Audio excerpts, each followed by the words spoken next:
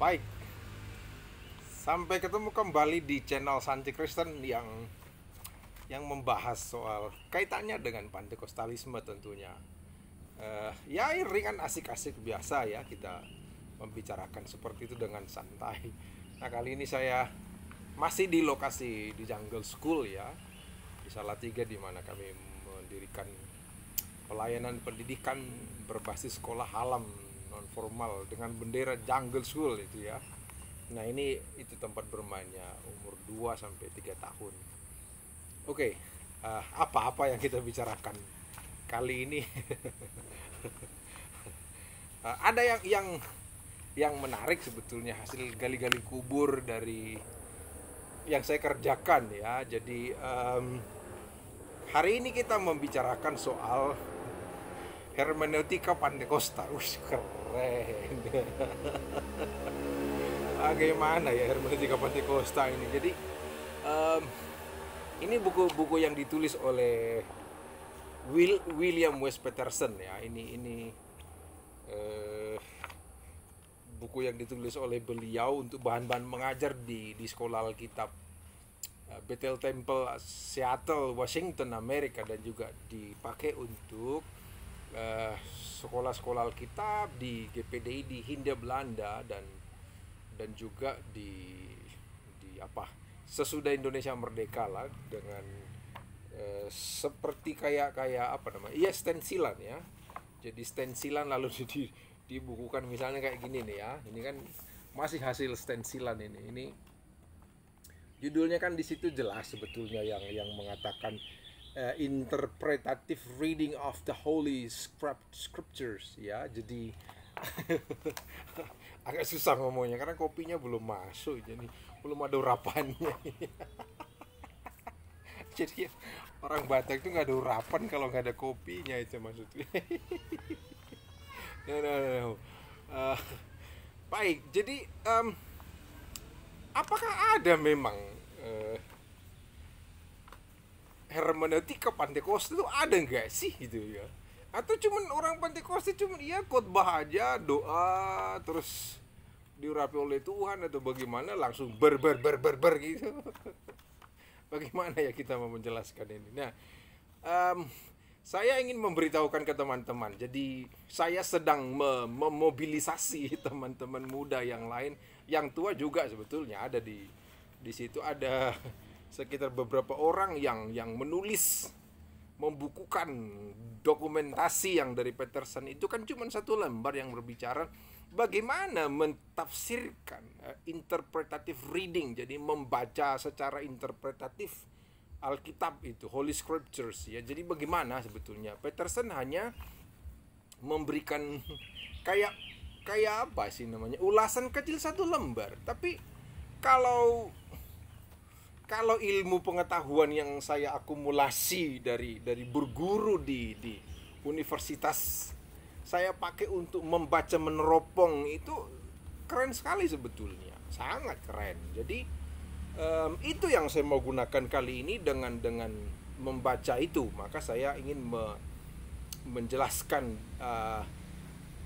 prinsip utamanya ya. Saya jadi hermeneutika Pantekosta itu harus dimulai dari prinsip utamanya kayak gimana sih sebetulnya. Nah, saya ingin membuat penjelasan ini praksis dan juga ada kajian-kajian akademiknya. Jadi jangan sampai nanti dikira orang Pantekosta itu yuk nggak ngerti apa-apa gitu loh, cuma bisa khotbah yang disebut dengan homiletik itu yang diajarkan di sekolah Alkitab, di STT, cuman bisa kayak gitu. Ya mungkin tidak bisa disalahkan kritik itu, tapi saya justru ingin menunjukkan enggak, kita tidak bisa hanya seperti itu. Ada ilmu hermeneutik yang bisa dimainkan di sini. Jadi sebelum kita masuk di prinsip utamanya yang saya bilang tadi itu, saya ingin menjelaskan terlebih dahulu. Nah, kalau bicara hermeneutik, apa sih bedanya hermeneutik dengan homiletika gitu kan? Ada bedanya enggak? Ya mungkin teman-teman yang merasa, kami enggak pernah tahu soal homiletik, kami taunya hermeneutika aja misalnya. Ya ilah, sebenarnya sama aja kan, itu kan ilmu tafsir toh itu. Jadi ilmu tafsir membaca kitab suci Al-Quran, Bible, dan buku-buku kitab suci yang lain juga tak ada beda cara membacanya dengan nanti membaca tafsir hukum misalnya. Ya karena itu ilmu membaca teks kayak gitu itu. Nah di situ ya harus dipahami dan diakui saja dengan berlapang dada, berlapang dada. Sama itu, sama cara metode yang dipakai membaca teks itu.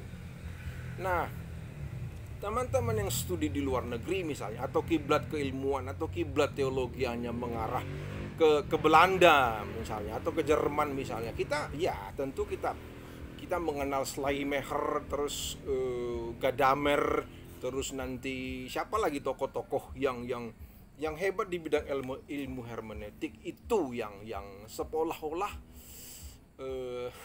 itu berbeda dengan yang dilakukan di dalam membaca teks kitab suci atau membaca teks. Namanya kan ilmu membaca teks. Nah, ketika membaca maka interpretasi namanya. Jadi manusia itu punya kebebasan untuk membaca sesuatu. Nah, seperti itu. Dia bisa membaca tanda-tanda alam, cuman kan itu tidak disebut dengan ilmu teks. Itu kan membaca kehidupan, itu nanti yang dipakai oleh misalnya Derrida itu kan, Lacan, Ricoeur, terus Foucault dan teman-temannya yang masa Prancis sana itu membaca teks kehidupan. Itu. Nah, bedanya dengan Pantekosta itu di mana, Bang? Nah, saya sudah menjelaskan common ground-nya tadi secara definitif itu kan memang membaca teks tertulis. Lalu menyingkap apa sih maksud dari si penulis itu. Terus apa ya setting sosial, peristiwa historis di balik tulisan itu. Nah, itu yang dipakai oleh para ilmuwan yang dari Jerman itu misalnya untuk menemukan truth, kata Gadamer. Can I go home now? Yes, you will. Can you give me time like 10 minutes? Okay. Okay. I like your necklace. Itu jadi Prancis nanti karena seperti Foucault misalnya kan, jadi dia membaca narasi politik atau ideologi politik di balik teks itu. Terus Gadamer misalnya dia mendekonstruksi kekuasaan struktur, kekuasaan orang yang berdiri di balik struktur di dalam sistem yang mengeluarkan atau melaksanakan ideologinya berbasis bahasa kayak gitu itu. Jadi itu pengembangan dari ilmu tafsir yang dipakai dengan cara-cara yang lain. So please, I need my time to talk. Okay, just 10 minutes, okay? Okay. Thank you. Thank Ya, itu anak saya Triyono Poda. Nah, di situ bedanya. Dia jatuh tuh. Are you okay? Okay. Oke, jadi itu, tetapi teman-teman harus memahami secara jelas substansi yang meaning yang ingin dilambungkan dari ilmu tafsir model Gadamer tadi itu kan karena dipengaruhi oleh bagaimana sejarah ilmu pengetahuan. Foucault juga kan mengatakan itu nanti. Ada bahasa itu mengandung ideologi di dalam teks, di balik teks, lalu apa yang ingin disampaikan oleh pembaca teks gitu. Nah, kitab suci cara kerjanya memang ya mirip-mirip lah seperti itu. Tetapi karena kan apa Tuhan punya ideologi ya kalau begitu kan? Rasanya teman-teman bisa jawab. Not yet. Go upstairs to watch it windy, okay? Seperti itu. Nah, jadi sebetulnya logika-logika yang dibangun sama saja, membaca sesuatu dengan sebuah ilmu yang dinamakan dengan ilmu interpretasi itu, ilmu tafsir di dalam bahasa yang seolah-olah itu menjadi jelek kan ketika muncul hermeneutik itu. Sebetulnya itu cara kerjanya ya masih selingkung seperti itu. Nah, kita yang Pantekosta itu memang sudah ada satu lembar itu. Buku ini kan ditulis dan dibukukan oleh itu seingat saya 1975 itu. Jadi dikompilasi seperti ini menjadi bisa terbaca sekarang, ya. Nah, prinsipnya ini sangat baik loh sebetulnya. William West Patterson ya. Atau jangan terbalik, nanti bisa dicek deh, atau William West Patterson atau West William Patterson. Di bukunya saya sejarah GPD saya sudah menulis sebetulnya, cuman kebanyakan menggali kubur, ternyata banyak apa namanya itu menumpuk data itu. Jadi oke, kembali ke jalan yang benar deh. Jadi prinsipnya yang pertama adalah kitab suci itu berharga. Nah itu kan ingin mau mengatakan ilmu ini dipakai untuk sesuatu yang mulia gitu loh. Jadi itu vital dalam kehidupan Kristen dan pelayanan Kristen. Jadi orang Pantekosta menganggap kitab suci Alkitab itu adalah firman Tuhan yang penting, yang sangat vital bagi kehidupan Kristen, bagi kehidupan pastoral Kristen dan kehidupan yang lain. Itu prinsipnya yang pertama. Itu ya. Jadi yang kedua adalah arti sebenarnya dari kitab suci harus disampaikan kepada orang-orang yang membawa kepada kehidupan yang kekal. Nah, saya pikir dan kehidupan yang akan datang itu terhenti tadi situ. Nah, itu saya pikir hal-hal uniqueness dari apa yang dilakukan oleh Gadamer. Misalkan mereka membongkar struktur, membongkar meaning di balik teks-teks Eropa itu, di balik teks-teks pemerintahan, di balik teks-teks hukum bernegara yang dianggap itu hanya bisa dibaca oleh si pembuatnya. Ternyata si pembuatnya juga banyak ideologi di baliknya itu untuk menguasai dunia, untuk melancarkan Kristendom dan lain-lain. Kekuasaan politik Eropa, perang peradaban, perang budaya, kan gitu itu. Nah, mereka membacanya untuk hal-hal kepentingan peradaban manusia. Jadi, kalau di Pantekosta itu, karena ini pembicaraan soal Pantekostalisme, saya pikir teman-teman yang mungkin saja ya seperti itu, karena kita punya common ground, sama-sama Kristen, sama-sama membaca Alkitab. Jadi, kitab suci itu dipahami, disampaikan kepada orang, membawa orang itu kepada kehidupan yang kekal itu. Luar biasa kan keunikan-keunikan seperti itu. Lalu yang berikutnya adalah memahami kitab suci dengan bergantung penuh kepada Tuhan, tetapi juga melibatkan akal dan hati manusia. Mantap ini kan. Wah, hal-hal yang transendental, pewahyuan dari Tuhan. Dia tidak boleh, itu bahasa yang saya pahami itu, otak nggak perlu, nggak ada kayak gitu itu. Jadi orang GPD itu, wah luar biasa ini. Dia bergantung penuh kepada Tuhan karena kita memang membaca firman-Nya Tuhan, membaca dirinya Tuhan. Ya wajarlah kita membaca bergantung kepada Tuhan yang dibaca, yang ingin diketahui itu maksud, yang ingin dirasakan. Tetapi harus melibatkan akal. Harus itu bukan satu syarat, itu deskripsi penjelasan. Dan hati manusia, ya yang membaca bukan robot kan. Yang membaca bukan Google Translate, bukan Transtool, bukan juga parsing Strong Bible Concordance, bukan. Itu bantuan saja itu. Jadi terus yang berikutnya adalah para pendengar berharap betul untuk mampu memahaminya. Nah, itu luar biasa itu. Nah, jangan lupa prinsip itu dipakai orang Pantekosta pada zaman Pantekosta Amerika dengan Bethel Temple sebagai pusat misionaris dunia pada waktu itu. Karena apa? Karena ada persoalan kan resesi ekonomi 1910 sampai 1920-an 30-an itu kan dunia Amerika dalam hal ini mengalami resesi ekonomi. Jadi jangankan membaca kitab suci misalnya, untuk makan pun susah. Jadi mereka berharap kepada para pelayan Tuhan itu bisa menyampaikan sesuatu yang mereka mengerti soal kitab suci itu. Dan saya pikir ada peristiwa-peristiwa historis yang mengikuti pada waktu itu. Nah, Itu dasar dasar-dasar bangunannya yang membedakannya dengan hermeneutik sebagai bagian dari sejarah ilmu pengetahuan. Itu yang dibongkar oleh Gadamer misalnya, Schleiermacher dan yang lain-lain lah. Mungkin sorry kalau bahasanya yang lidahnya bukan lidah Jerman kan, bukan lidah Prancis ya. Ini lidah orang Salatiga lah, kelahiran Batak sih ya. Jadi oke, terus adakah epistemnya, landasan-landasan keilmuannya yang dipakai oleh orang Pantekosta ketika dia berbicara hermeneutis? Ada. Saya serius di sini ditulis, tetapi kan saya membacanya itu berdasarkan kerangka-kerangka ilmu pengetahuan yang saya peroleh. Misalnya di sini dituliskan epistemnya itu jelas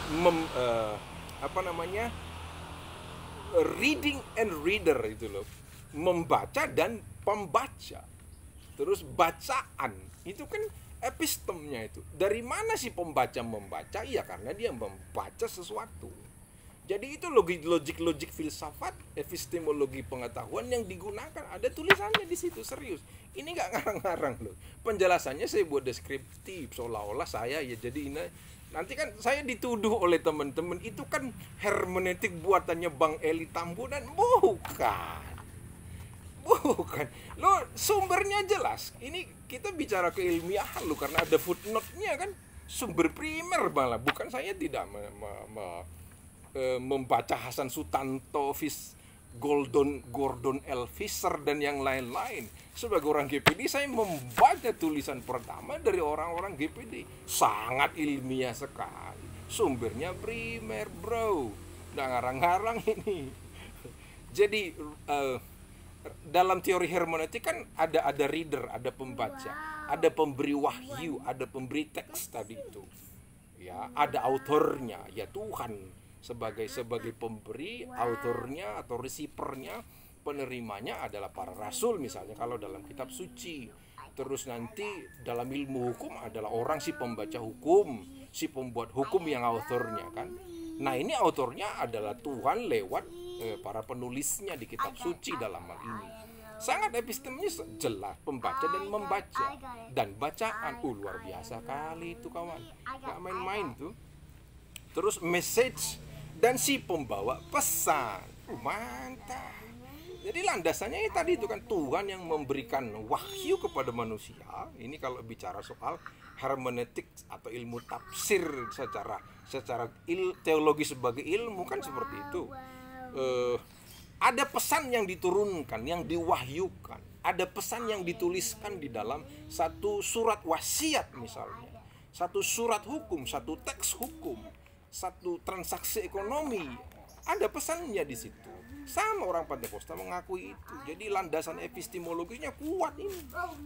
Terus ada namanya useful, kebergunaannya itu menjadi nasihat yang berguna dan pengajaran bagi kehidupan itu.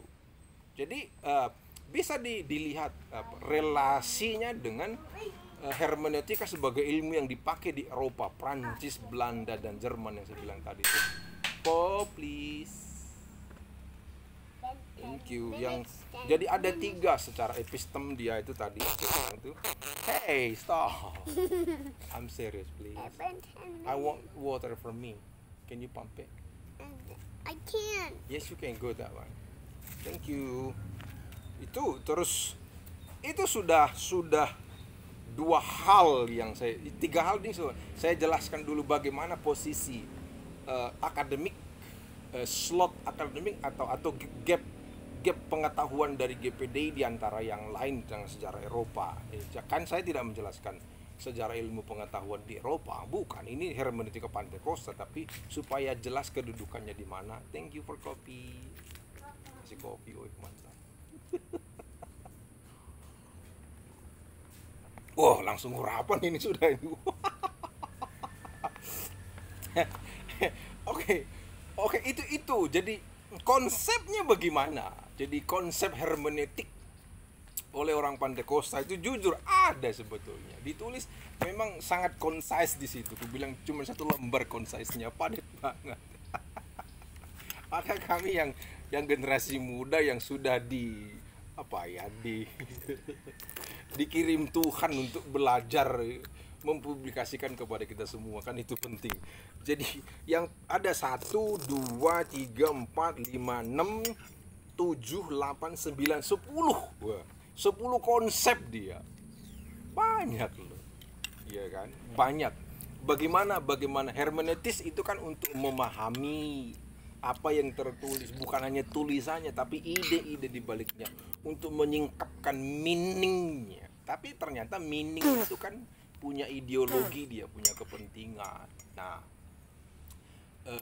apa kepentingan kita di sini ya? Tentu tadi untuk memahami narasi teologi, narasi kitab suci, narasi Tuhan, narasi naturnya Tuhan di dalam Alkitab. Itu kan. Jadi konsep yang dipakai adalah misalnya reverently, dalam bahasa Indonesia disebut dengan penuh hormat. Jadi konsep pertama melakukan hermeneutis terhadap bacaan kepada Tuhan itu ya memang benarlah harus penuh dengan rasa hormat. Iya kan. Loh ya, ahli hukum saja pun udah 2020 tetap aja kan mereka, coba lihat topi putihnya yang digulung-gulung kayak inang-inang. Kayak ibu-ibu yang pakai kapsel itu loh, yang putih itu kan. Terus ada toganya itu, terus kayak lucu itu kan. Itu kan tanda penghormatan itu kepada profesi sebagai seorang ahli hukum itu. Nah, Pantekosta juga paham betul itu. Jadi membaca itu kan simbol ini. Yang tadi bertoga dan berkeriting-keriting rambutnya itu. Jadi sama, reverently. Konsep yang pertama dalam hermeneutik Pantekosta harus dibangun dengan penuh rasa hormat kepada Tuhan, kepada tulisannya tadi. Luar biasa, mantap nih, mantap itu. Jadi kalau hermeneutika sebagai ilmu pengetahuan, sebagai metode berilmu pengetahuan, justru karena ingin menghajar kepentingannya orang lain. Itu bedanya kita di mana di sini. Beda dalam arti bukan menjelekan, tapi deskripsinya di mana. Ini penuh rasa hormat. Luar biasa itu. Wah, luar biasa. Jadi merinding saya. Kan, jadi orang Pantekosta itu adalah orang yang menghormati betul bacaan yang suci itu. Ya memang bukan materinya, tapi apa yang tersurat, yang tersirat, makna yang ingin disampaikan di dalam materi suci itu membuat kita hormat kepada itu. Maka kan kita mulailah dengan berdoa. Itu kan mau mengatakan itu tanda. Itu jadi doa dalam hal itu bukan melulu soal tradisi bergereja. Jangan salah. Justru itu tanda penghormatan, kekaguman kita kepada yang ilahi yang kita baca lewat tulisan tadi. Maka kita mulai dengan doa, mulai dengan persiapan, mulai dengan mengumpulkan bahan-bahan yang untuk dihermeneutikkan itu tadi itu. Karena kita hormat. Itu loh. Teman-teman mungkin tak pernah memahami substansi meaning yang dikerjakan itu. Wah, orang Pantekosta itu sudah diajari kayak begitu itu sejak tahun 75, bro. Mantap. Jadi jangan anggap enteng dengan orang Pantekosta. Itu konsepnya tuh. Terus alat kerjanya kayak gimana? Indikator dalam melakukan itu apa? Yang pertama, kita dengan penuh hormat ingin mengkomunikasikan firman Tuhan. Komunikasi. Menyampaikan sesuatu yang ilahi kepada audiens, pendengar. Hearer itu tulisannya di sini. Mantap. Yang kedua, bukan sekedar pesan manusia untuk urusan manusiawi belaka. No. Ini bukan hanya urusan ilmu pengetahuan, tetapi ini ilmu. Yes. Saya berhenti di sini dulu.